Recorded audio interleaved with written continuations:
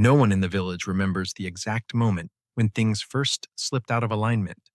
There was no sound of rupture, no violent sign to point at and say that from here, onward, order had broken. There was only a vague sensation, like waking in the middle of the night, without knowing why you are awake, knowing only that something is not right. The villagers still called that year by its old name, as they had every year before. They planted, they harvested, they repaired their roofs before the cold set in. They did these things not because they trusted the world, but because it was the only way to make the world continue to look familiar. To them, time did not move forward like a road. It turned like a wheel. Each year was a rotation, and each rotation had fixed anchors. Samhain was one of them. Samhain was not merely a day. It was a promise that the world, however harsh, still obeyed order. That death, darkness, and scarcity would come, but they would come in their proper season. Before Samhain arrived, any unease could be endured because it was not yet its turn. After Samhain passed, one could breathe again because the worst had been named and survived. But that year the signs did not wait their turn. The fog arrived earlier than it should have, thick and heavy, clinging to the fields, like wet cloth that refused to lift. The livestock behaved differently, not with panic, but with a strange hesitation, as if they were unsure whether it was time to move at all. The elders said the weather had always been fickle, that human memory exaggerated calm years and forgot the ones that ran off rhythm. They said this not to convince others, but to steady themselves. In a world without calendars, printed on paper, time lived in the human body. It lived in sleep cycles, in how light fell in the morning, in the feel of wind on skin. When those rhythms slipped, people did not say the weather was changing. They said the world was sending signals. No one named those signals at once. It was not the time. What remains unnamed still carries the possibility of being ignored. But ignoring does not mean not feeling. The villagers began to adjust their smallest behaviors almost without awareness. They returned home earlier. They kept children within sight longer. They looked up at the sky more often than necessary, as if waiting for confirmation of whose shape they did not yet know. During the long evenings, when the fire burned low and stories circled familiar memories, Samhain began to be mentioned not as a festival, but as a reference point. Someone said the feeling resembled past years when Samhain arrived early in the heart, even if it had not arrived on the calendar. Someone else shook their head and said such things should not be spoken before their time. But the very act of mentioning what had not yet come made it more present. Time in that village was not measured only by days. It was measured by placement. Everything had its position within the cycle. When something happened out of place, it was not merely inconvenient. It was a warning that the wheel itself might be slipping off its axis. And if the axis shifted, no one knew what would keep the wheel from breaking. Those who believed the calendar was written in stone said there was nothing to do but continue as usual. Others, quieter, began to wonder whether the calendar could be wrong, not because the days had been miscounted, but because the world itself no longer respected the order people trusted. That question was never spoken aloud, but it hovered in the air, shortening conversations and lengthening silences. The most dangerous thing was not the change itself, but the change without explanation. When there is no clear cause, the human mind does not rest. It searches, and in that searching, anything can become a sign: an out-of-season wind, an uneasy night of sleep, a heaviness in the chest with no name. In the memory of the village, someone had always arrived to legitimize fear. It allowed people to say, yes, now fear makes sense. That year, fear arrived before it was authorized. It came while the calendar remained silent, and that silence left fear with nowhere to stand, uncertain whether to wait or to act. People often believe fear comes from the abnormal, but sometimes fear comes from familiar things failing to keep their promise. When time does not arrive where it should, when markers no longer hold, steady people lose more than direction. They lose the sense that the world, however unforgiving, is still predictable. That year, before any ritual was seriously invoked, before anyone spoke openly of illness or death, something essential had already broken: the belief that time would warn before disaster arrived. And once that belief fractured, no one in the village knew whether they were living in a year that had not yet reached its place, or whether they had already stepped into a darkness without a name. Before any explanation could take shape, the body had already begun to respond, not with panic, but with movements so small that if asked, no one would be certain they had chosen them deliberately. Doors were closed a little earlier, not because of the cold, but because the outside began to feel unnecessary. Familiar paths grew quieter, not by decree, but because feet chose the shortest way home on their own. In societies without a modern concept of causality, danger is not identified through evidence, but through disrupted rhythm. When rhythm slips, the mind does not need language to understand. It only needs a pattern of signals, vague enough to resist dismissal. This is how human ancestors survived before they could name storms, plagues, or catastrophes. They did not need to know what was coming. They only needed to know that it was wiser to slow down, to contract, and to watch. In the village, conversations no longer stretched as they once had. No one said they were afraid, but everyone spoke less. Stories reached familiar points and then stopped, as if there were an unspoken agreement not to go further. Children who did not understand calendars or markers of time were the first to sense the shift.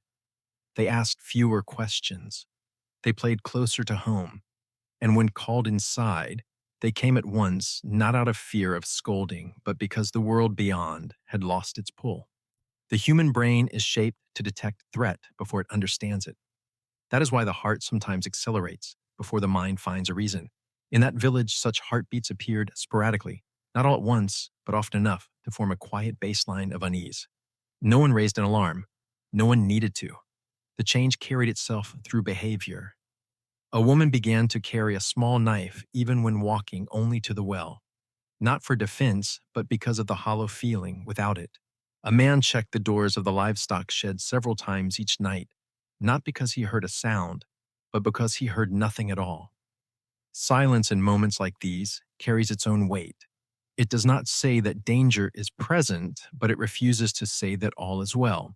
What is striking is that none of these changes required agreement. There was no meeting, no shared decision. Each person adjusted according to their own sensation, yet, because that sensation arose from a common source, the adjustments began to resemble one another. This is how fear before language operates. It does not persuade. It spreads through unconscious imitation. In cultures shaped by cycles, people learn to read the world through subtle cues: a slight change in afternoon light, a hesitation in animal behavior. These are not written down, but they are stored in the body. When a sequence of such cues appears out of its familiar order, the mind does not wait to understand before responding. It treats understanding as something that can come later if there is time. And so before any story was retold, before Samhain was spoken of with seriousness, the village had already begun to draw inward, not like a fortress, but like a living thing pulling its limbs close to protect what is most vulnerable. Meals became shorter. Unnecessary journeys were postponed. No one said this was temporary, yet everyone behaved as though it should not be prolonged. The difference between fear and anxiety is that fear has an object, while anxiety does not. Anxiety exists as a light, continuous pressure, enough to exhaust, but not enough to force decisive action. At this stage, the village remained in anxiety. That allowed them to feel in control, because no one yet had to do anything irreversible. But delay carries its own cost.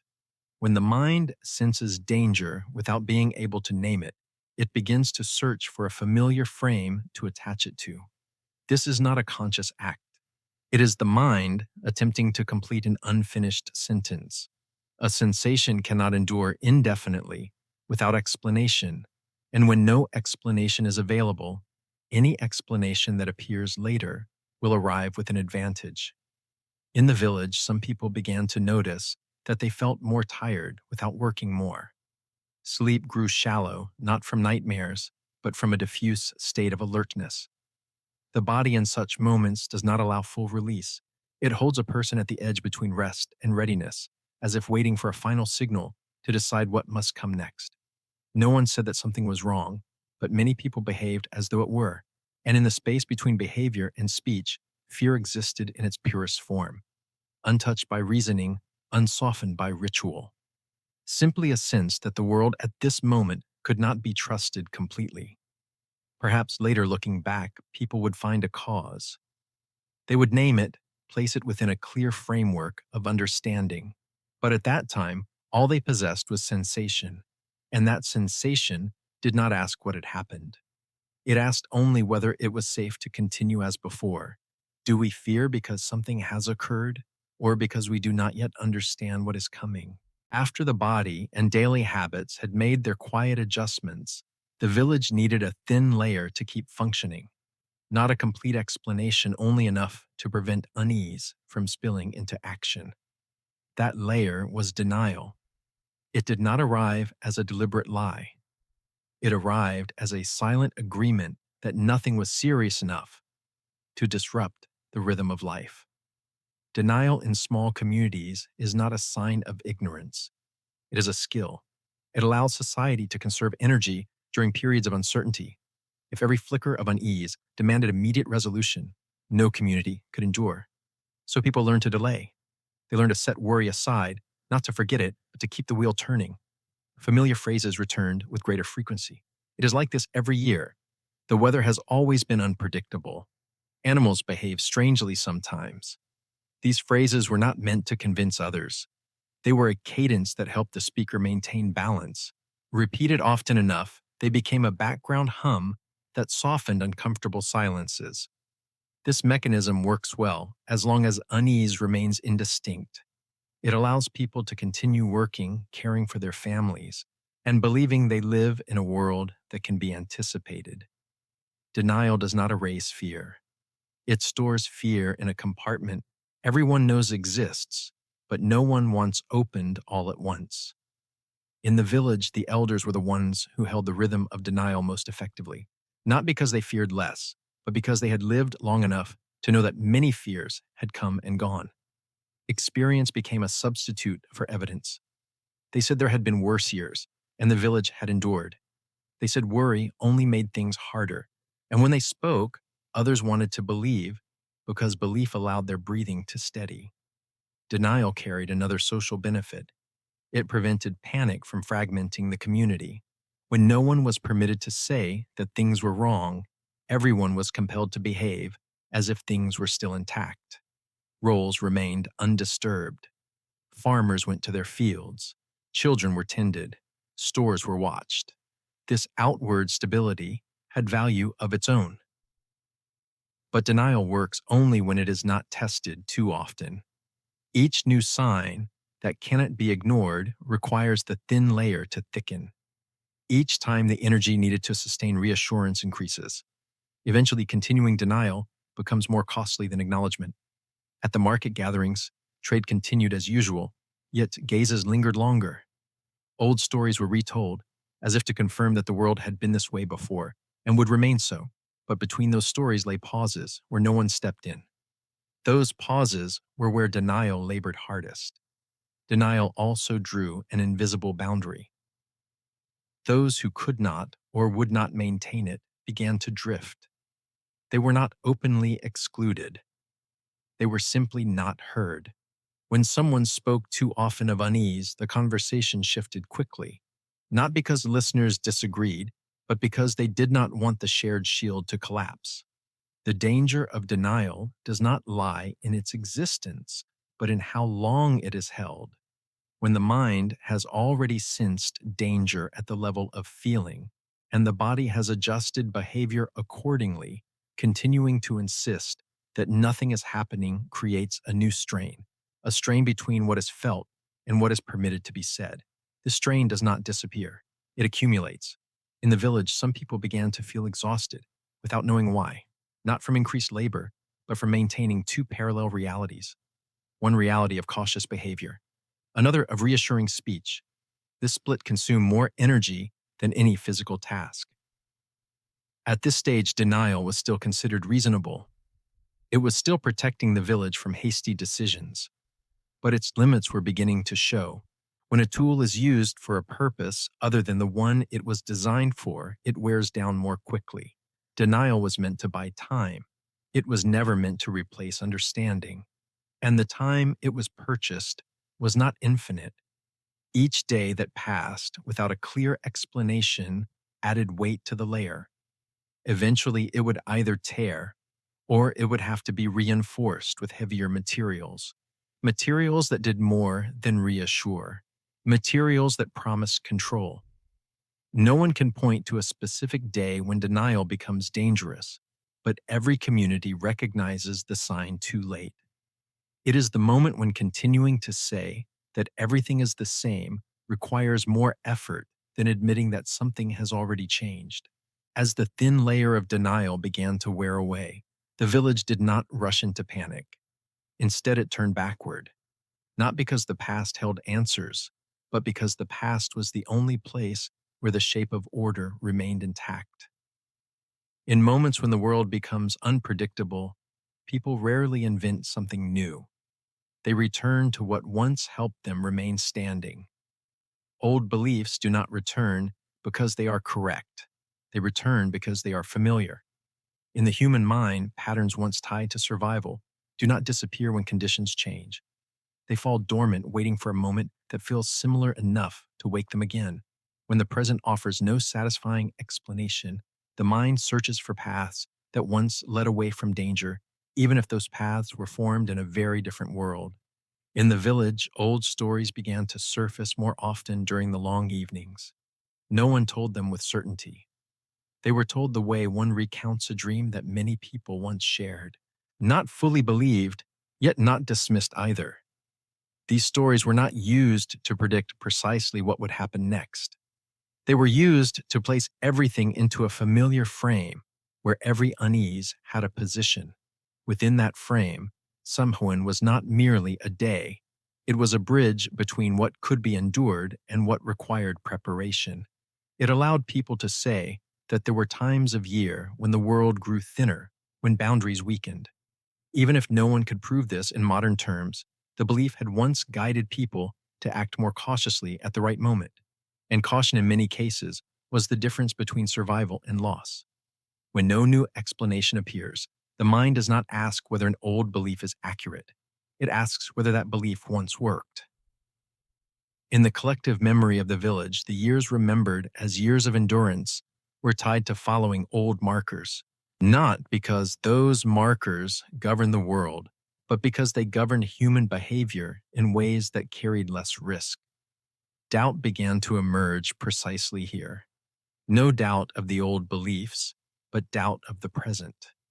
Some wondered whether the world had changed so much that old frames no longer applied. Others, more numerous, felt that changes of that magnitude could not happen without leaving unmistakable traces, and because no new traces appeared, they chose to trust the old ones. Old belief in this role functioned like a system's backup memory. It was not optimal in every situation, but it was stable when other systems were unready. It reduced the number of possibilities that had to be considered. It said that not everything was chaos, that some moments had long been anticipated, and that people were merely stepping into one of them. Samhain was spoken of with a new restraint, not as a coming festival, but as a marker that had been disturbed. Some said perhaps the world was simply moving faster. Others said perhaps people had been slower to notice. No one insisted, but speaking of Samhain allowed unease to be placed within a timeline that had a beginning and an end. This provided a temporary sense of order. When fear is placed within a familiar frame, it becomes less boundless. It can be awaited, prepared for, or even negotiated with. No one needed to understand exactly what was happening as long as they believed it belonged to a sequence that had occurred before.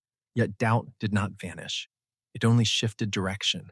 Instead of asking whether danger existed, people began to ask whether the old frames were large enough to contain this danger. The question was not spoken aloud. It appeared in exchanged glances in the pause before someone repeated an old story. Old belief offered comfort, but it also carried a quiet demand. For the frame of order to function, everyone had to agree to use it. That agreement was not always natural. It had to be reinforced, repeated, and defended against new doubts. The more people leaned on the old frame, the heavier it became. In the village, returning to old beliefs was not a step backward. It was a decision to stand still, while the world around continued to move. And standing still in a current that is accelerating is never neutral. It requires effort to maintain balance, and that effort always reveals itself in time. Whether people believe because of evidence or because they need order is sometimes not a question to be answered. It is a choice made quietly when there is no longer time to consider every possibility. And when that choice is made often enough, it begins to shape not only how people understand the world, but how they decide what must be done when the world no longer waits for understanding to catch up. As the old framework of order began to be used more frequently, another change unfolded slowly, but no less profoundly. Not everyone's voice carried the same weight anymore. This was never announced. No new rules were written, yet everyone sensed it. In a crisis, a community does not only search for answers, it searches for someone who can speak on behalf of its unease. Those people did not necessarily know more. They only needed to say what fear was ready to hear.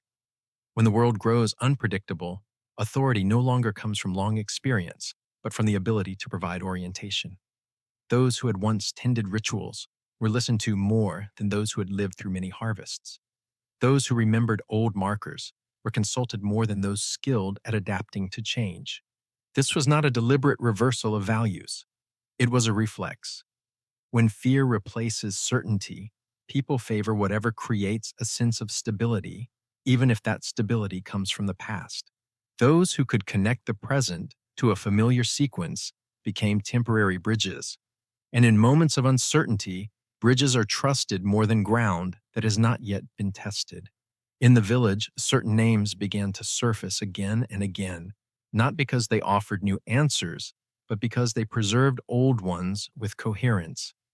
They knew when to mention Samhain and when to remain silent. They knew how to speak of order without promising too much. In an atmosphere heavy with doubt, consistency became a form of competence. Shared belief began to stratify the community, not by wealth or rank, but by proximity to the framework being used. Those closer to ritual gained greater voice. Those farther away, even without opposing it, were gradually pushed to the margins of collective decisions. No one forbade them from speaking. Their words simply stopped being awaited. This produced a new kind of imbalance. Personal experience accumulated over years of village life lost its weight. In its place came representative speech words, spoken for the community, even though the community had never chosen a representative. When fear spreads, representation does not require permission. It requires only shared silence. The shift did not provoke immediate resistance because it carried an obvious benefit. It reduced the number of voices that had to be considered. In moments of unease, fewer options often feel safer. When only a few are seen as understanding what is happening, the rest can focus on daily survival, trusting that someone is managing the most difficult part. But the price of this convenience is a narrowing of reality. What falls outside the ritual frame begins to be seen as irrelevant. Observations that do not fit the shared narrative are dismissed, not because they are false, but because they complicate a picture everyone is trying to keep simple. Gradually, speech shifts from experience to ritual. It is no longer "I saw this happen, but this is how it is done, so this is what we should do." This way of speaking offers certainty, even when it offers no new understanding. It replaces curiosity with compliance, and in many cases, that trade feels acceptable. In exchanges, people begin to listen, not to understand, but to confirm that they stand on the correct side of order. Open questions grow fewer, not because answers exist, but because asking questions becomes risky. Asking at the wrong moment can be seen as destabilizing the shared sense of safety. Fear in this role does not only create experts, it creates dependence. When a community grows accustomed to having someone speak for it, individual judgment weakens. This does not happen because people become less intelligent, but because they are conserving mental energy for what feels more urgent. That dependence brings relief at first, but it also blurs the boundary of responsibility. In the village, no one believes they are surrendering their voice. They believe they are acting sensibly under difficult conditions. And in many ways, they are. But that sensibility is only reliable in the short term. Over time, it creates a space where power can form without being questioned. When everyone is afraid, the question is no longer who is right. The question becomes who is allowed to speak. And once that question arises, even silently, the structure of the community has already begun to shift in directions no one in the village can fully control. Once authority had settled into place and voices began to converge toward a few accepted directions, the community required another step to convert unease into action. Not an action meant to resolve the problem, but an action meant to soothe the feeling that the problem was slipping beyond control. At this point, ritual was no longer memory or symbol, it became a tool. In this context, ritual was never called by its full name. It was called preparation, caution, doing what must be done before it is too late. No one claimed that ritual could change the world. They said it could change how people stood within it. And for a community exhausted from holding balance for too long, that change was enough to accept. Collective action carries a force that individual action cannot. When many people perform the same act together, even if it produces no concrete outcome, it still creates the sense that something is being handled. This sense does not arise from effectiveness, but from synchronization. The human body, when moving in rhythm with others, more easily believes it is safer than when standing alone with unspoken fear. In the village, small tasks began to be done together. There were no official announcements, only suggestions repeated often enough to become custom. Better to do it early just to be safe. It does not harm. Better caution than regret. These phrases required no proof. They rested on a simple logic embedded deep in survival instinct. When uncertainty reigns, acting first always feels more reasonable than waiting. What is striking is that these actions were not understood as responses to fear. They were framed as an initiative, as a responsible community protects itself. The boundary between prevention and panic did not disappear at this stage. It merely became harder to distinguish. When every action can be labeled caution, no one wants to be the first to suggest that the line may have been crossed. Ritual, when used as defense, offers a powerful psychological benefit. It allows people to move from waiting to doing. Waiting lets fear spread quietly. Doing creates the feeling that fear is being held, even if only temporarily. That feeling has a calming effect, especially in communities where doing nothing is considered nearly as dangerous as doing the wrong thing. Yet every preventive ritual carries an unspoken assumption. That danger is real, even if unnamed. Failing to act will lead to greater consequences. This assumption does not invite debate, because debate would interrupt the soothing effect the ritual provides. And when an assumption is repeated often enough through action, it gradually comes to be treated as self-evident. In the village, those who had once doubted now joined in, not because they believed completely, but because not participating made them feel exposed. When most of the community moves toward the same sequence of actions, standing apart becomes a social risk. Participation, even with partial belief, feels safer than being seen as out of step. At this stage, ritual is no longer a matter of belief. It becomes a matter of belonging. Acting together restores a sense of cohesion that had been eroded by doubt and denial. And that cohesion, however fragile, feels more valuable than precision in a world without tools to measure precision. But it is here that tension begins to accumulate. Each preventive act demands energy. Each early precaution is an admission that danger may be closer than people wish to believe. To preserve its calming effect, the ritual must be repeated, and with each repetition, the threshold of acceptance is pushed slightly further. No one in the village asks where these actions might lead. They ask only whether they should do a little more.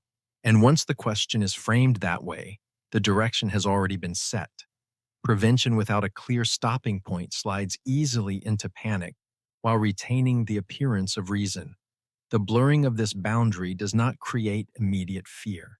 It creates fatigue, a mental exhaustion born from having to constantly prove that one is doing enough, careful enough, responsible enough, aligned enough with the community.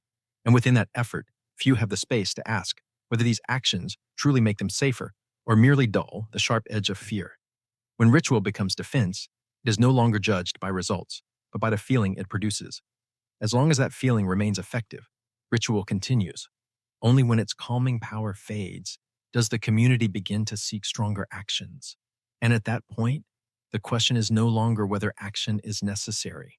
The question becomes whether this action makes us safer or merely helps us feel less afraid, while danger continues to grow somewhere we have not yet dared to face directly. Ritual offered a sense of mastery, but it could not conceal something that had already begun to take shape. When fear needs a concrete object to attach itself to illness, is where it settles first, not because illness is new, but because it appears directly on the human body, where every framework of order becomes fragile. Before medicine, in the modern sense, illness was not understood as an internal malfunction. It was understood as an intrusion. The body did not disorder itself. It was touched, affected, and passed through by something that did not belong to it. This understanding required no proof. It required a feeling that matched experience. And the experience of the ill is the sensation of being taken over, pulled out of one's familiar rhythm. In the village, the earliest signs were not called illness. They were named with softer words: prolonged fatigue, an unexplained chill, a slowing that resisted explanation. Yet even while the names remained vague, the way people looked at those who carried these signs began to change, not because they had changed, but because they had become places where fear could come to rest. Once ritual had been used as a defense, the appearance of illness acquired a new meaning. It was no longer a personal misfortune. It became a signal, a living proof that something had slipped through the layers of protection. In a community struggling to preserve a sense of control, such a signal created a particular strain. No one said it aloud, but everyone understood that if it could touch one person, it could touch anyone. The ill, therefore, were no longer only those who needed care. They became moving signs. Each cough, each slowed step, each absence was read as a message. No one accused them, yet no one looked at them as before. This shift required no explanation. It happened naturally, the way people turn their heads when they notice a crack in the wall they are leaning against. In pre-medical perception, illness always carries the question of why this person and not another. Without concepts of microbes or internal disorder, that question has no neutral answer. It moves toward morality, toward behavior, toward a person's place within the shared order. Not to condemn, but to complete a pattern of understanding. If illness is intrusion, then there must have been a weakness, a gap that allowed it in. These thoughts were not spoken openly. They lived in the way distance was kept, in how inquiries grew shorter. The ill were still helped, but that help carried a new caution. No one said they were dangerous, yet every gesture suggested it was better to be careful. At this stage, fear finally acquired a shape. It was no longer a vague pressure in the air. It had a face, a provisional name, a place to direct the gaze. This brought a strange relief. When fear has an object, it becomes less infinite. It can be avoided, monitored, and held at measurable distances, but that relief came at a cost. Once fear has an object, that object begins to carry more than what belongs to it. The ill carried not only illness, they carried the community's anxiety, its need for causes, its pressure to prove that danger had been correctly identified. In silence, they became living borders between safety and unease. Those without signs began to watch their own bodies more closely. Every unfamiliar sensation was weighed. Every tiredness is placed into a broader frame. The body, once the most familiar place, became a site to be monitored. And when the body becomes a battleground, fear is no longer outside. It is present in every breath. In the village, the question was no longer whether ritual was sufficient. The question became who had been touched. And when that question was repeated often enough, it began to divide the community along new lines, not between belief and disbelief, but between the affected and the unaffected. The division was subtle, yet more powerful than any declaration. Pre-medical understanding does not tolerate a space for long. If illness exists, it must have an origin. If that origin cannot be seen, it will be assigned to what can be named: a place, a behavior, a moment. Naming does not make illness disappear, but it gives fear somewhere to stand. And with somewhere to stand, fear becomes more manageable, at least in feeling.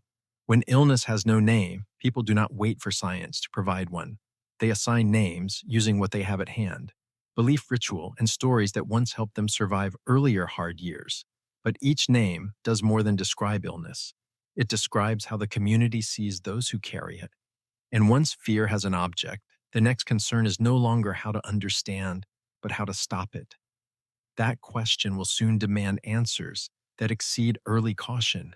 But before that moment arrives, the village remains in a fragile interval where illness is just clear enough to fear and just vague enough to be read in many different ways. When illness has no name, people are not only searching for one, they are searching for a name for their own fear. And in that search, who is named first is never a neutral question. The first death did not arrive as an isolated event. It came like a period placed at the end of a sentence. The community had been whispering to itself for some time. When the news spread, no one asked whether it was true. They asked what it meant. And that question began to rewrite everything. Before that moment, illness had still been a possibility. It allowed doubt to exist alongside caution. But death does not permit such coexistence. It forces a choice of interpretation, not because people wish to choose, but because they can no longer remain suspended between possibilities once a life has ended. In a world without statistics or clear causation, death does not require much to become proof. It does not need to be demonstrated as connected. Its presence alone is enough to close the debate. Signs once seen as scattered are now threaded together. Rituals once performed just in case are reread as timely responses, even if late. A single death in that context is not only a loss, it is confirmation. It says that earlier worries were not imagined. Those feelings of unease were not weakness. And when something is confirmed at such a cost, very few dare to question it again. Neutrality disappears almost immediately. Before there had been room for those who said, there was not enough information, that more time was needed. After the death, such words sound like indifference. No one wants to stand where they might be seen as failing to share collective grief, and so even those who are not fully convinced choose silence. Silence in this case is not neutral. It is passive agreement that one interpretation has prevailed. When no one counters it, the new understanding no longer needs further proof. It only needs repetition, and death supplies enough weight to make repetition powerful. What is striking is that the community does not become chaotic at once. Instead, it becomes more focused, as if a large question has been answered, even if the answer remains vague. Moral order begins to restructure itself around that death. What had once been caution becomes duty. What had seemed excessive becomes reasonable. Perception is rewritten not through declarations, but through how people revisit the recent past. Old signs are reread with greater certainty. Moments once overlooked are recalled as mistakes. Recent history is edited to fit the new conclusion. No one believes they are rewriting memory. They believe they have finally understood it correctly. The first death also alters how responsibility is viewed. Before, responsibility had been diffuse, somewhere between individuals and circumstance.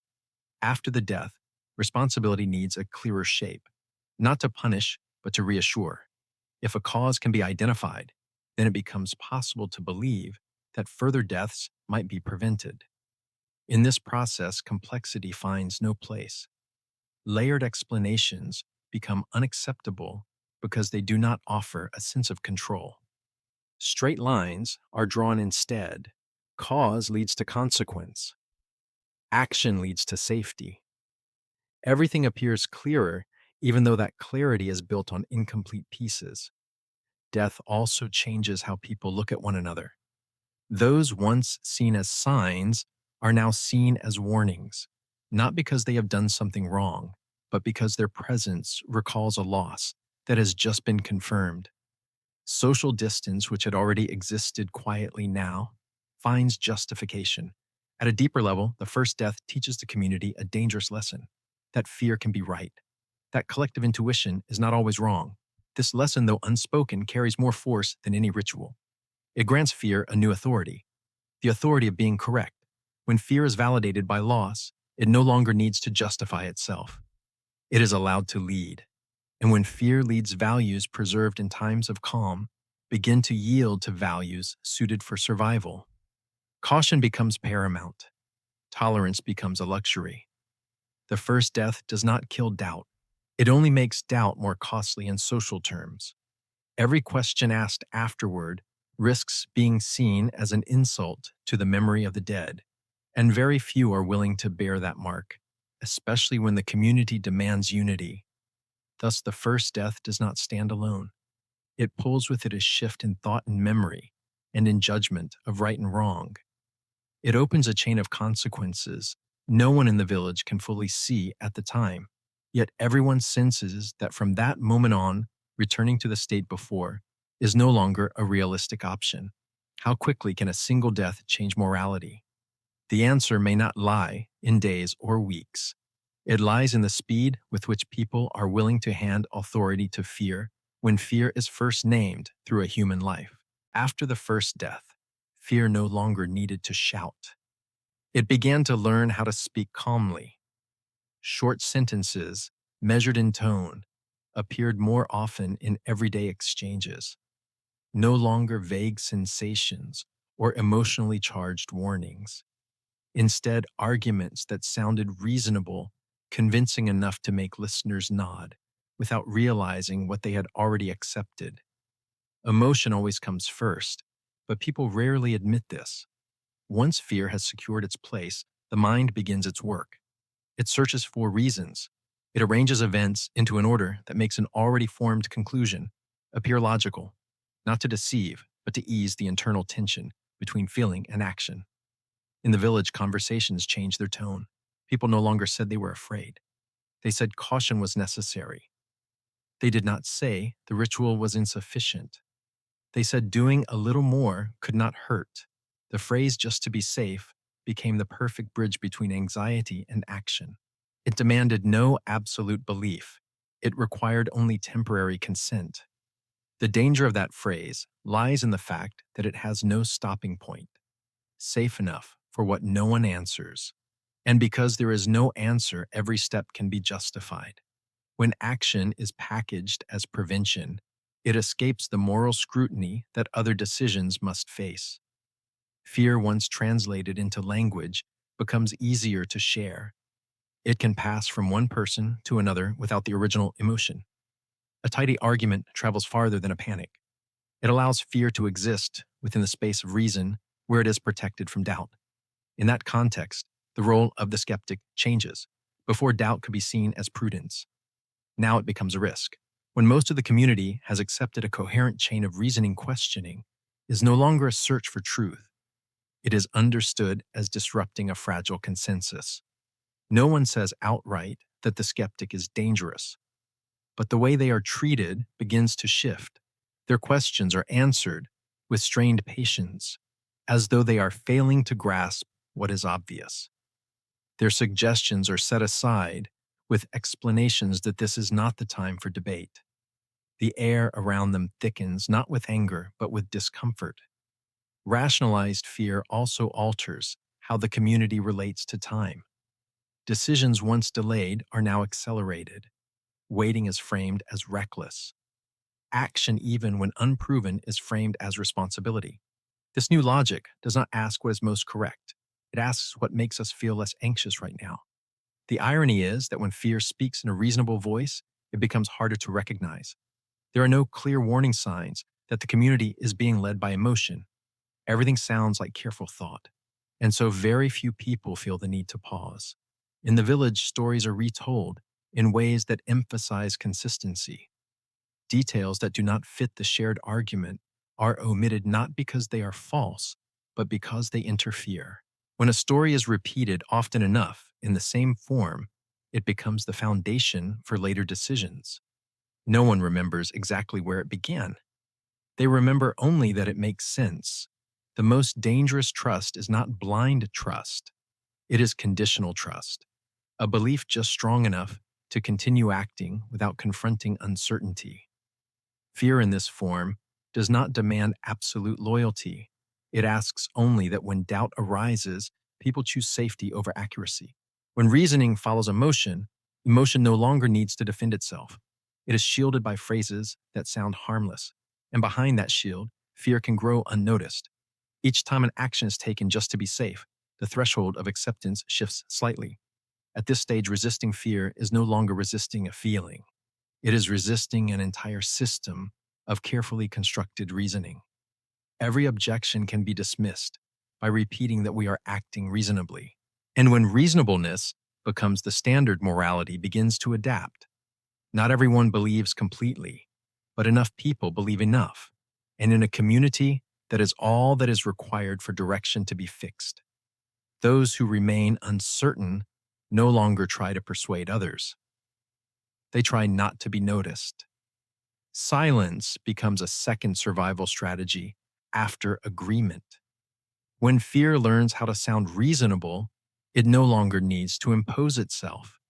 It is invited into every decision, and once it has been seated there long enough, few remember what it felt like before it arrived. The question is no longer whether we are afraid. The question is, when fear has become reasonable, who still dares to say that perhaps we should stop? The night vigil was not decided in a single moment. It formed the way everything else in the village now formed through gentle suggestions and unspoken agreement. Someone said it might be better if a few people stayed awake. Someone else said they could stay awake too. And then as darkness settled, no one truly went to sleep as they normally would. The vigil was not a defensive act in any clear sense. There was no named enemy, no specific threat to confront. It was a collective reflex, a way to prove that the community was doing something in the face of a danger that had been felt but not defined. Staying awake together carried the sense that if something bad happened, at least it would not happen in complete darkness. In societies without stable artificial light, night has always been a trial. It blurs familiar boundaries and forces people to rely more heavily on instinct. When instinct has already been occupied by fear, night becomes a space where every conjecture can exist at once. No one said it aloud, but everyone felt that sleeping at such a time was a dangerous form of release. Lack of sleep does more than tire the body. It alters how the mind evaluates information. Small details grow louder than they should. Gaps in stories are filled more quickly, not with facts, but with assumptions. As the night stretches on the boundary between what has happened and what might happen begins to dissolve. In the village, small groups stood close together, talking just enough to stay awake, but not enough to truly exchange ideas. Phrases were repeated like a rhythm, not to convey information, but to keep silence from becoming too heavy. Silence on that night was not rest. It was the space where fear could move freely. The vigil also created a new sense of responsibility. When someone stayed awake, they were not staying awake only for themselves. They were staying awake for everyone. This brought a quiet pride, but it also carried pressure. No one wanted to be the first to leave, even though there was no official post to abandon. Leaving meant admitting that vigilance could lessen, and no one wanted to carry that responsibility. When the night passed without a clear incident, it did not bring relief. Instead, it made fear more subtle. If nothing happened, perhaps it was because vigilance had been sufficient, or perhaps the threat was still waiting. Both interpretations reinforced the vigil. No outcome made it unnecessary. Fear in this context was no longer a personal feeling, it became an environment. It surrounded people like cold air needing no name to be felt. Every small sound was magnified. Every movement beyond sight was given meaning. And because everyone was exhausted, few had the energy left to ask whether those meanings were reasonable. Collective sleeplessness also eroded the ability to question. Careful objections, which require focus and patience to express, became difficult to sustain. In their place, short and decisive judgments were favored. They were easier to accept in a state of fatigue. They demanded no deep thought, only agreement. During the vigil, stories began to change. Long analyses disappeared, only conclusions remained. A sense emerged that everyone already knew what needed to be known, even though no one could specify what that was. This consensus did not come from shared understanding, but from a shared condition. When all are equally deprived of sleep, differences blur. The greatest danger of that night did not lie in the possibility of an incident. It lay in the fact that the community was weakening its own capacity for self-control. Vigilance was framed as responsibility, but it was also a sign that fear had crossed a critical threshold. The threshold at which maintaining alertness became more important than maintaining judgment. When morning began to arrive, no one felt victorious. There was no sense that anything had been overcome, only a spreading exhaustion and a quiet belief that the next night would have to be faced in the same way. One sleepless night was no longer an exception. It became a precedent. In that condition, decisions were made not by those who were most rested, but by those who sounded most certain. And certainly when the mind is deprived of rest is no longer the product of careful thought. It is the product of the need to end uncertainty at any cost. The night vigil did not create fear. It gave fear a space to spread without restraint. When fear becomes the air, people no longer notice that they are breathing it. And in a community where everyone is vigilant, the question is no longer who is dangerous. The question is when everyone is vigilant, who is still awake enough to know what they are doing. After the night vigil, no one in the village said they had seen anything new, but many said they had understood something.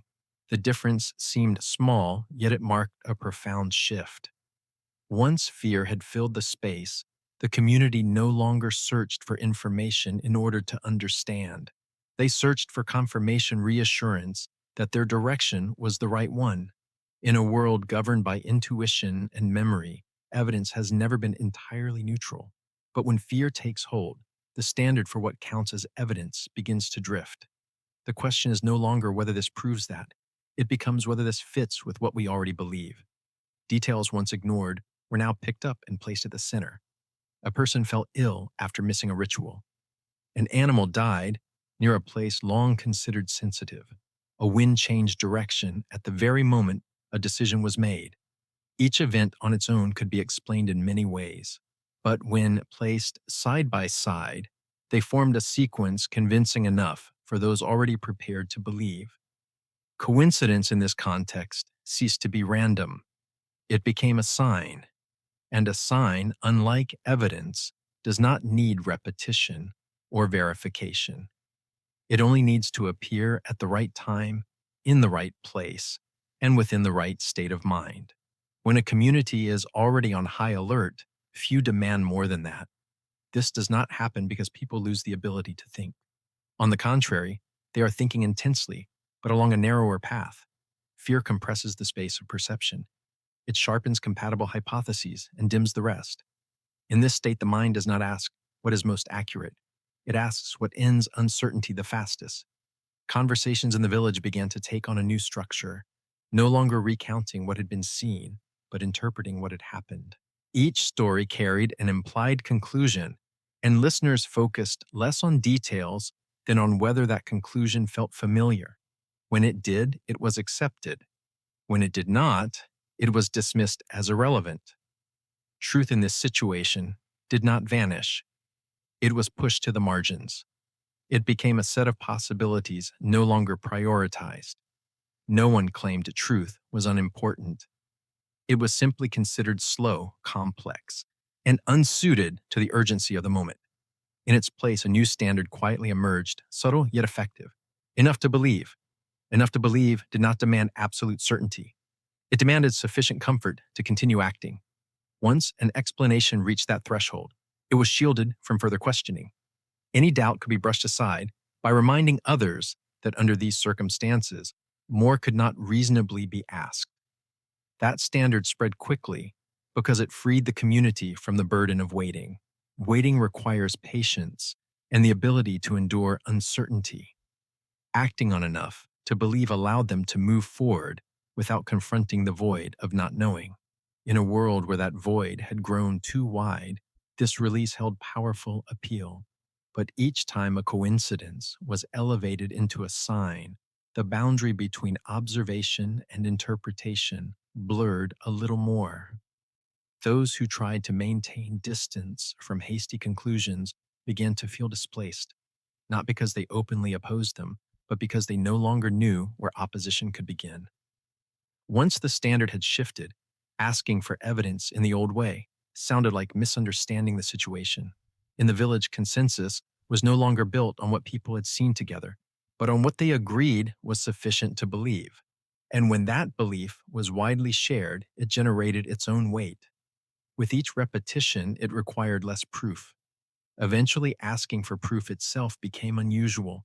Distortion of perception does not arrive as a shock. It arrives as a gentle slide, repeated again and again. Each slide is too small to trigger an alarm, but accumulated, they alter entirely how the community distinguishes between what happened and what is taken to matter. In that state, grave decisions can be made, the feeling that they rest on reality, even as reality has been filtered through many layers of fear. When truth is replaced by enough to believe, the community does not feel it has traded something away. It feels it has adapted. And in many moments, adaptation and surrender are difficult to tell apart. Both offer the sense that a burden has been set down, but that burden does not disappear. It is transferred elsewhere, into decisions built on more fragile foundations, into actions that will require more certainty than they can sustain when consequences arrive. And when that time comes, very few will remember exactly how the standard was lowered. Do we need truth or the feeling of certainty? In a world surrounded by fear, this question is no longer a philosophical choice. It becomes the foundation for everything that will next be considered reasonable. The decision did not arrive as an order.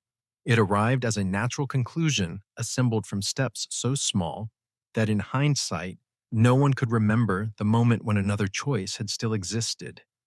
Everything before it had been arranged neatly enough that only one path appeared reasonable, not because it was right, but because every other path had been made to look more dangerous. There are no other options, was the phrase that appeared first, then repeated itself in informal exchanges, in heavy nods.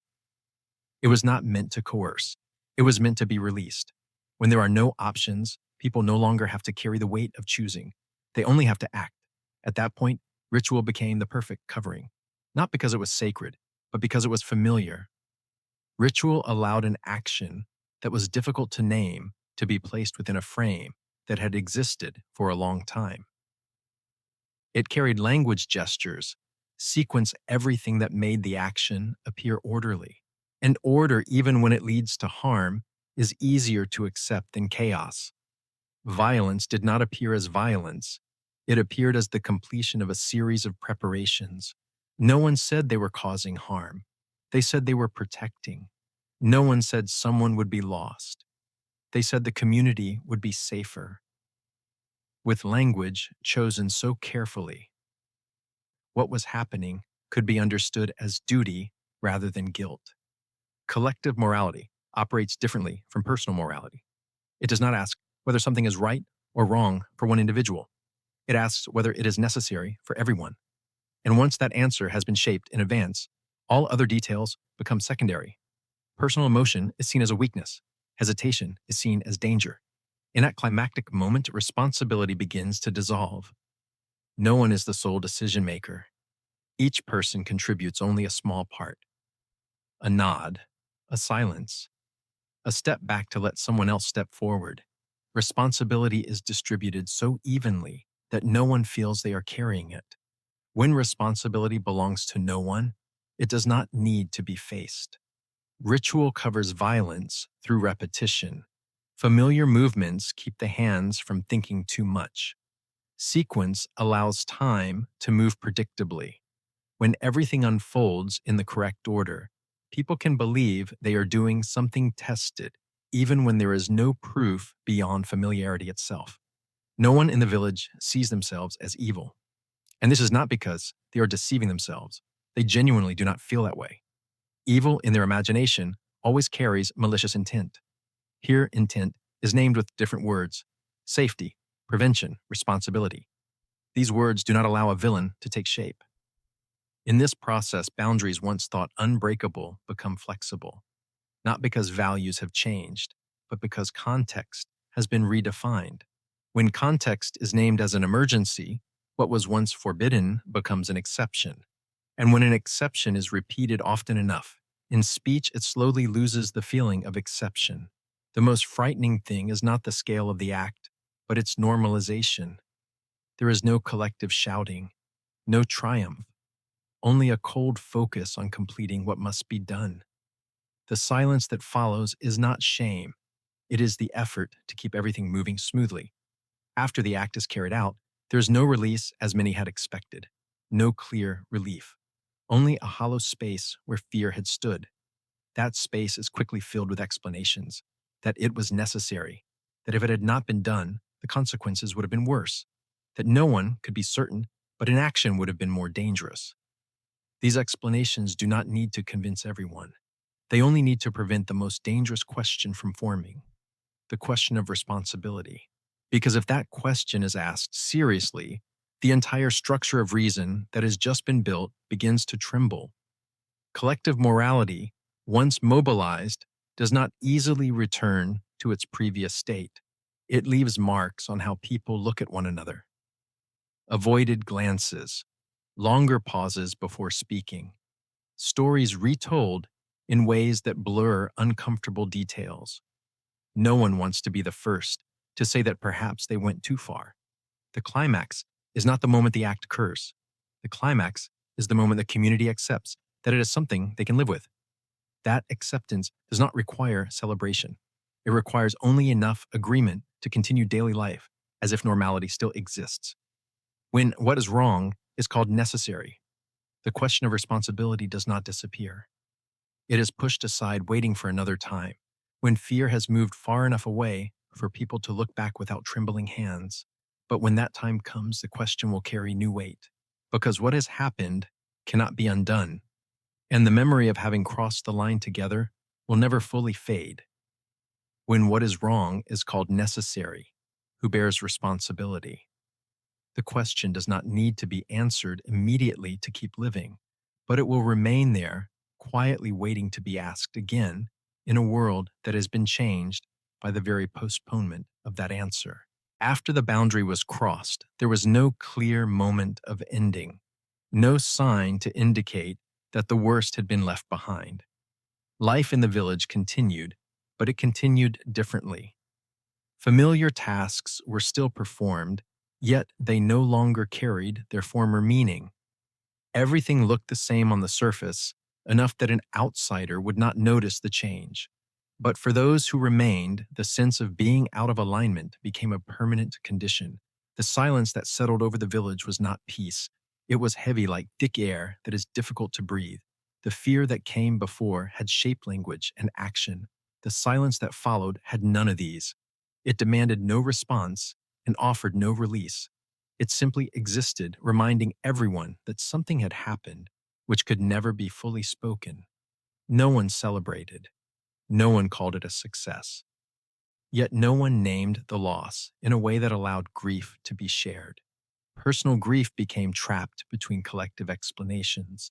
Each person carried their own version of what had occurred, and because those versions did not fully align, They were rarely placed side by side. Those who left were the first to acknowledge, even if only through action, that a boundary had been crossed. They did not leave in anger. They left quietly carrying the sense that this space no longer allowed them to breathe naturally. Their departure was not called betrayal. It was called necessary, like everything else during that time. But with each empty house, the village lost another fragment of memory that there had once been other choices. Those who stayed were no longer the same either. Staying did not mean full agreement. It often meant seeing no safer path away. They continued to live among familiar faces, but the way they looked at one another had changed. Every conversation carried an unspoken question of whether what had happened should be mentioned, and the answer almost always was no. Moral collapse did not occur as a loud breaking. It unfolded as erosion. Principles once considered non-negotiable became adjustable according to circumstance.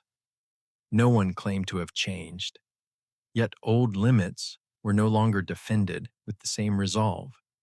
In the days that followed, a strange feeling emerged, not relief and not full remorse. It hovered between believing that what had been done was necessary and recognizing that the cost was greater than expected. This feeling had nowhere to go. It was not named in speech, but it clung to every small gesture. Stories began to be told more carefully. Details were selected. Sequences were smoothed, not to deceive, but to make it possible to continue looking at one another without avoiding eye contact. Raw truth did not help the community heal, at least not yet, and so it was wrapped in explanations sufficient to keep living. But what is wrapped does not disappear. It moves into the silences between sentences, into shallow sleep, into defensive reflexes that persist even when no clear threat remains. People learn to live beyond the boundary by not looking directly at it. Some tried to return to old routines as a way of proving that normality was still possible. They worked harder. They spoke of safe subjects. They avoided places that triggered memory. But each such effort carried a faint strain, as if normality itself had become a role that needed to be maintained. There was no ritual to mark a return, because no one was certain there was a true return to be marked. What had been crossed was not only an action, but an understanding.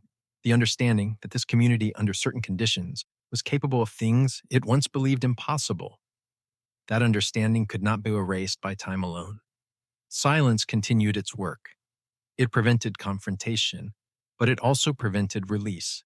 It held people in a fragile balance where life could continue, but not seamlessly. Each person negotiated with memory in their own way without shared guidance. Some boundaries once crossed cannot return to their original state, not because there is no desire to return, but because what has happened has altered how people see themselves. And once that vision changes, every value built upon it must adjust as well. The question was no longer whether what had been done was right.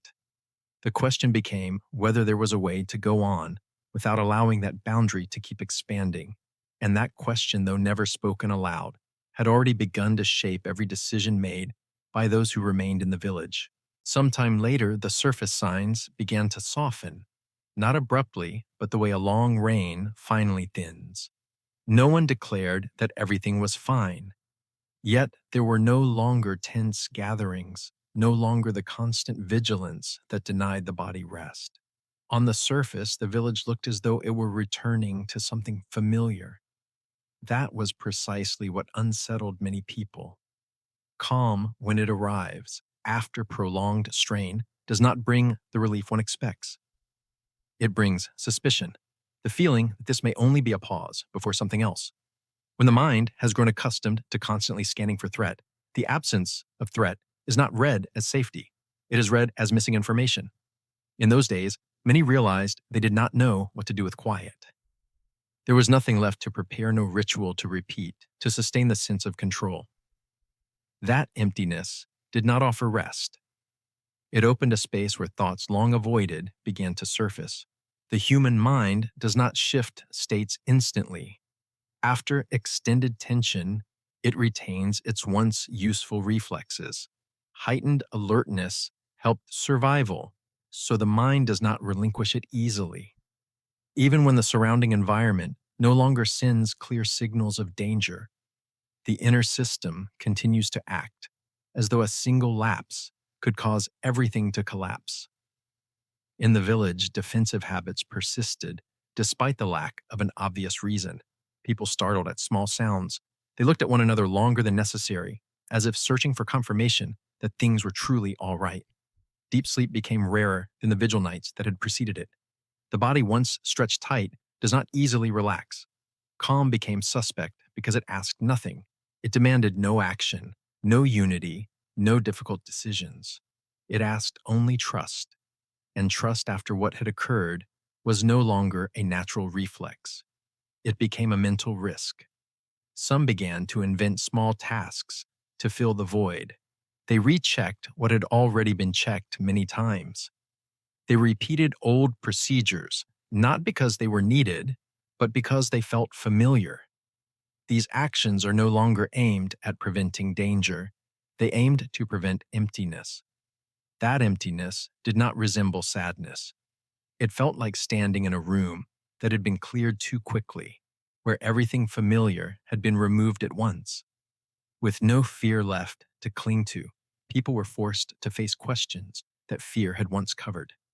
Questions about what had happened, about the choices that had been accepted, about who they had become afterward. A mind accustomed to fear tends to seek the stimulation that once kept it alert, not because it wants suffering, but because tension provides structure. In tension, everything has a clear purpose. In calm, purpose becomes vague, and that vagueness for a nervous system stretched too long can be as unsettling as any threat.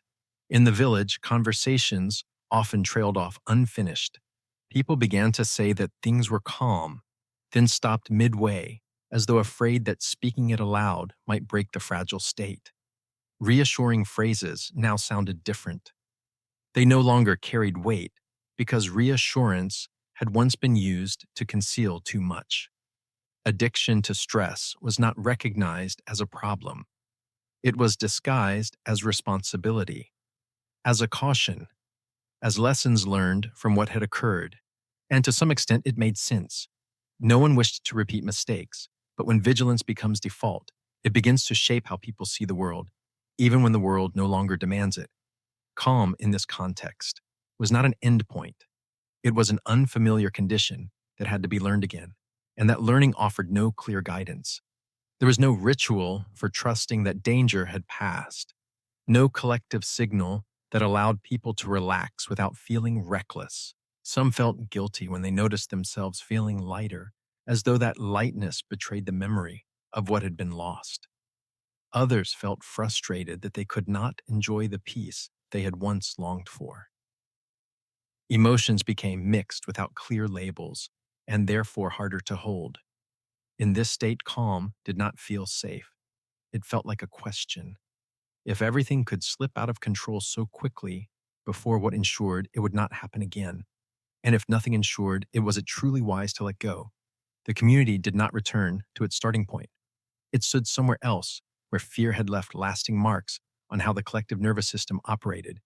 Even when no clear threat remained, the reflex of vigilance persisted as a background hum that never fully faded. When one becomes accustomed to fear, can calm still be safe? The question did not demand an immediate answer. It moved quietly alongside people through days that seemed peaceful, reminding them that the most dangerous state is sometimes not when fear is present, but when people no longer know how to live without it. When calm no longer provoked panic, yet still felt insufficient to trust people, began to do what they have always done to keep living. They told stories, not new ones, but stories adjusted just enough to be carried without becoming too heavy. Memory, if kept in its original shape, demands a level of endurance no one has left. In the village, what had happened was not denied, but it was retold differently. Sharp edges were rounded, silences were filled with meaning. No one sat down and decided that from now on, the story would change. The shift happened naturally, the way memory protects itself from harming the one who carries it. History was softened not by lying, but by choosing emphasis. People spoke more about good intentions, less about consequences. The stories focused on how the community had tried its best, had done what it believed necessary under difficult conditions. Details that did not fit this thread gradually disappeared from later tellings. This softening was not manipulation, it was a survival reflex. Human beings cannot live long with the sense that they have contributed to something unacceptable. To keep looking at one another, to keep teaching children how to trust a shared order memory, had to be rearranged so that self-respect could still exist. Rituals once performed under strain were now called by another name: tradition. The word carried warmth, continuity, the sense that everything had deep and honorable roots. When ritual was placed within the flow of tradition, it was separated from the specific circumstances that had produced it. It was no longer a response to fear, but an expression of identity. Tradition holds a powerful advantage. It does not require a detailed explanation. It only requires acceptance. When something is called tradition, the question of why becomes less important than the fact that this is how it is done.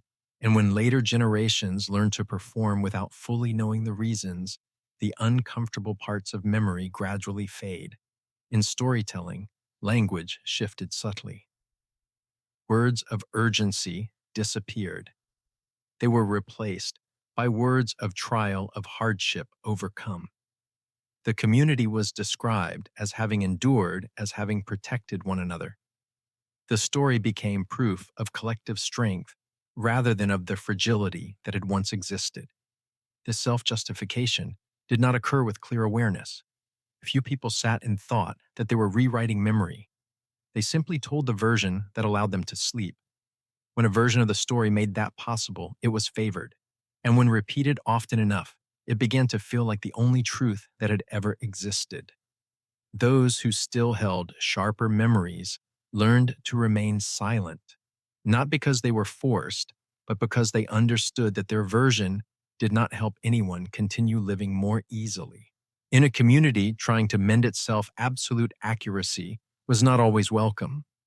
It was seen as reopening wounds that had been stitched closed with fragile thread. Over time, the shared story became more coherent than individual memory. It had a beginning, a peak, and an ending sufficient to feel complete. This brought comfort. A story with an ending allows people to believe that a chapter has closed, even if in reality its echoes still linger. Children grew up hearing these stories as accounts of a distant past. They did not feel the original tension. They absorbed only the distilled lesson about unity, about doing what must be done, about how the community overcame hardship. And in that process, the distance between what happened and what was remembered widened.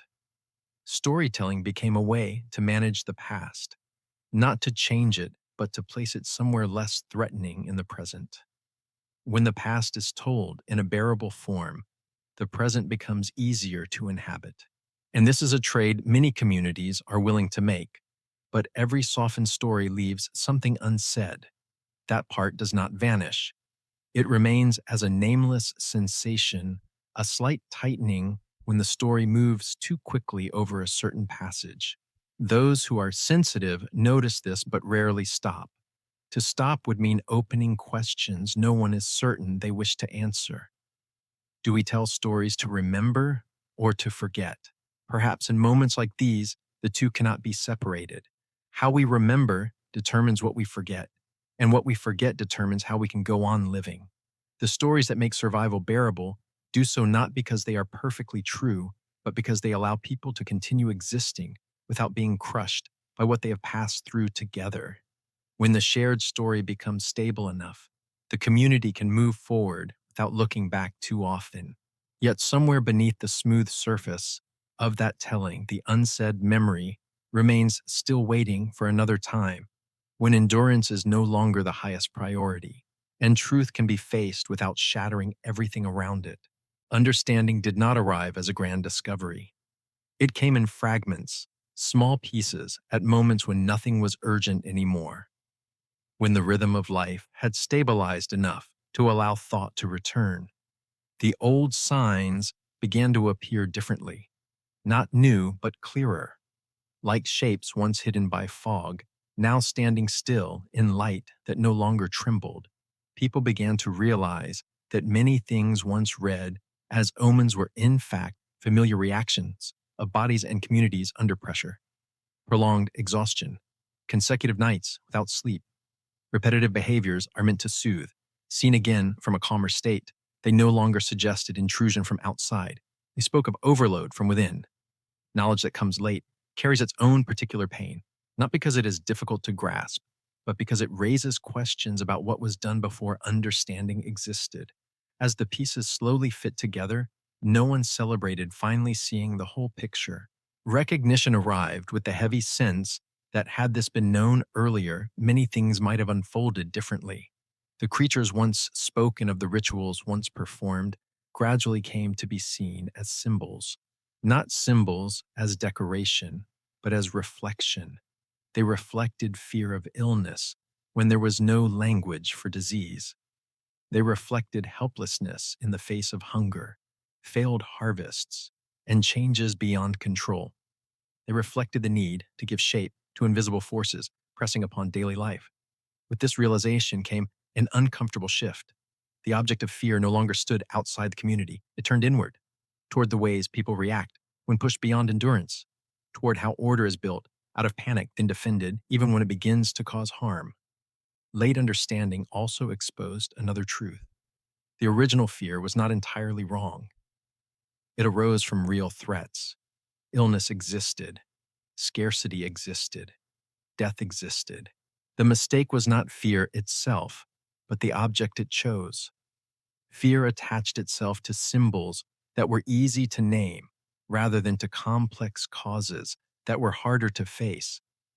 In the light of belated understanding, actions once called necessary began to lose their protective covering, not to be condemned, but to be placed correctly.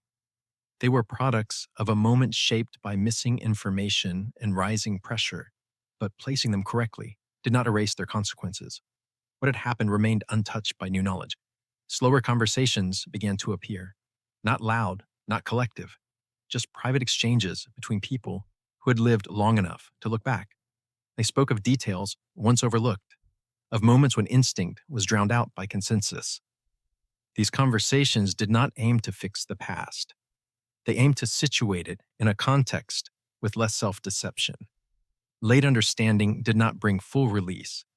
It brought a different kind of responsibility. The responsibility of no longer being able to say we did not know. The responsibility of recognizing patterns that could return.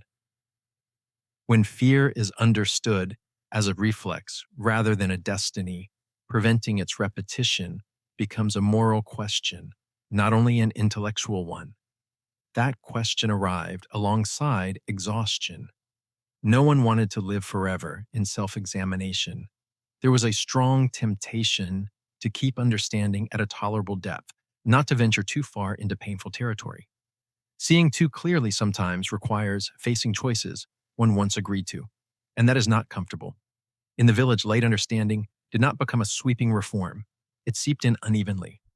Some accepted it as an explanation that eased the weight. Others saw it as a threat to the stories that had allowed them to go on living. This difference did not erupt into open conflict. It existed as a subtle distance in how people spoke about the past. The old signs, reread now, no longer carried supernatural warning. They carried biological, psychological, and social meaning.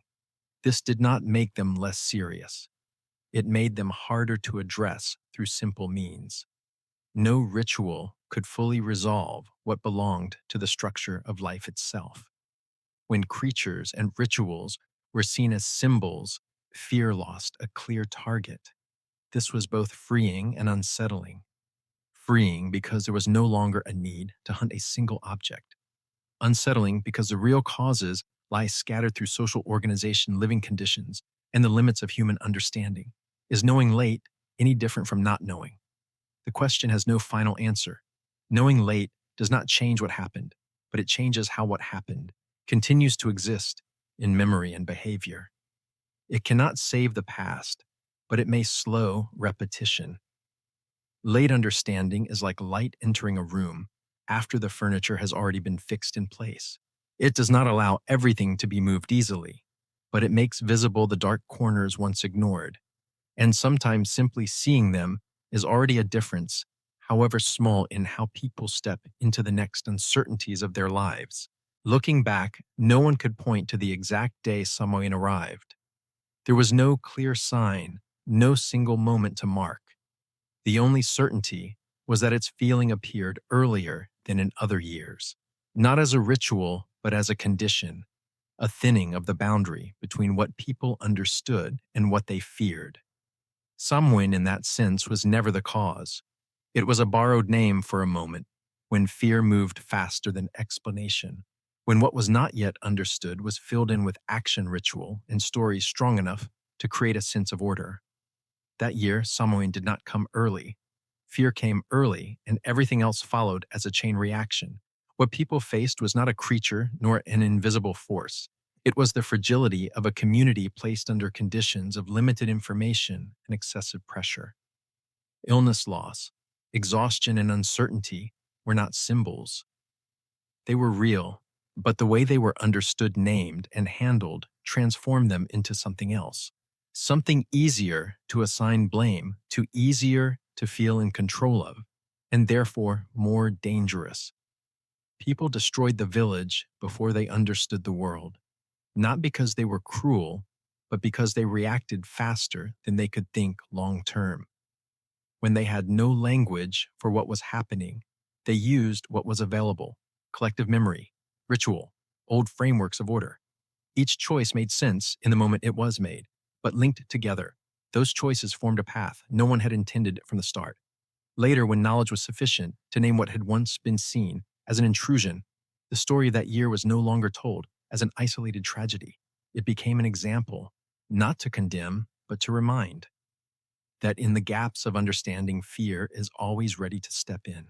And when it does, it shapes not only action, but morality itself. The rituals once performed in urgency came to be seen as signs of a collective nervous system stretched beyond its limits. They were not wrong in a simple sense. They were asked to carry a weight they could not sustain. When ritual is used to resolve problems rooted in the structure of life itself, it is bound to fail, and that failure leaves wounds. The story of the village did not end there. It merely left that particular place. The elements that created it did not disappear with time. They exist wherever people face threats they cannot yet understand quickly enough. In other communities, in other moments, under different names, but the sequence remains familiar. Fear appears first, then the need to act, then the selection of an object to carry meaning. When a community travels far enough along this path, difficult questions are postponed in favor of the temporary certainty.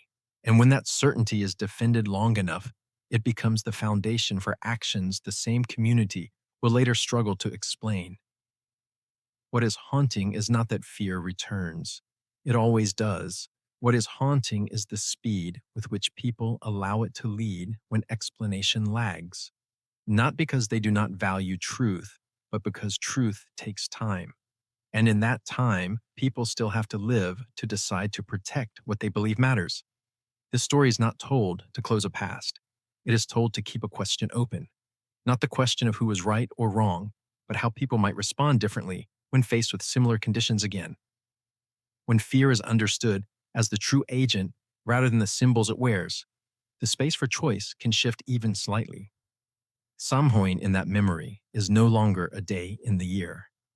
It is a reminder that there are moments when the world becomes more difficult to understand than people can explain. In those moments, the greatest danger is not what we do not know. It is what we do too quickly to avoid facing not knowing. The story repeats elsewhere because the conditions for it are not rare. They appear whenever fear arrives, before language, before knowledge, before the patience required to wait for understanding. Each time a community stands before the same crossroads, even if it does not recognize it as such. Next time when fear arrives before explanation, What will people do? Will they fill the gap with familiar action, or will they hold a silence long enough to avoid harming themselves? The question has no fixed answer. It depends on whether memory is kept as a warning or softened into a story made easier to live with. When Samhain comes early, what matters is not what it is called. What matters is whether people recognize that what knocks first is not an outer darkness, but their own inner reflex.